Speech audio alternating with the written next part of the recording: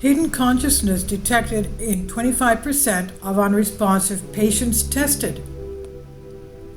Up to 1 in 4 patients who are unresponsive after suffering serious brain injuries might actually still be conscious, indicating more patients may be aware of their surroundings than previously realized, new research suggests.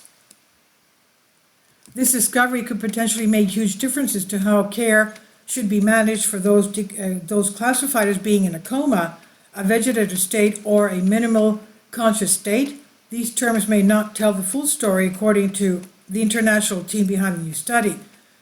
The state of hidden consciousness is now officially known as cognitive motor dissociation, CMD, where cognitive or thinking abilities are not connected to motor or movement abilities. Researchers have been looking into CMD for several years. In this new study, signs of consciousness were found through fMRI, functional magnetic resonance imaging, and EEG, electroencephalography brain scans, in 60 out of 241 patients tested after being given instructions such as imaging, image opening, and closing our hand. Some patients with severe brain injury do not appear to be processing their external world, says neurologist Yelena Bodian from Massachusetts General Hospital. However, when they are assessed with advanced techniques such as task-based fMRI and EEG, we can detect brain activity that suggests otherwise. These results bring up critical ethical, clinical, and scientific questions, such as how can we harness that unseen cognitive capacity to establish a system of communication and promote further recovery. While earlier studies have shown similar results, the new research finds a higher prevalence of CMD involves the biggest sample yet tested and is a first to cover multiple locations. 6 different sites were included, with data collected across the course of 15 years. Interestingly, CMD was spotted more often in patients tested with both fMRI and EEG, suggesting a range of tests should be used to look for it. However, 62% of the additional 112 patients who were visibly responding to instructions at the bedside did not exhibit the expected brain signals showing responsiveness, so the researchers suggest their methods still don't detect everyone with cognitive function.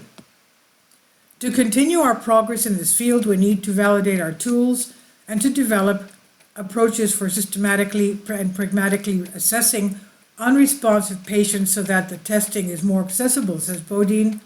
Knowing a patient is listening and responding, even if it is not visible on the surface, can transform the approach of carers and family when it comes to talking, playing music, and looking for signs of response. Previous research suggests that life support systems may be switched off too early in some cases, and we have seen various examples of people waking up from a minimally conscious state long after hope had been lost. A 2019 study of unresponsive patients found those with CMD have around twice the likelihood of recovering some independent function within 12 months following acute brain injury. We have an obligation to try to reach out to these patients and build communication bridges with them, says neurologist Jan Klassen from the Columbia University Irving Medical Center. Having this information gives us a background we need to develop interventions to help them recover. The research was published in the New England Journal of Medicine, and this is by David Neild on Science Alert. Please leave your comments, and thank you for your support. Please support my Patreon account. The daily posts are 5 videos daily, and they are totally different from what I have on my YouTube channel. Thank you so much for your support and that you find all my content so interesting. You'll find the Patreon account details in the description box below.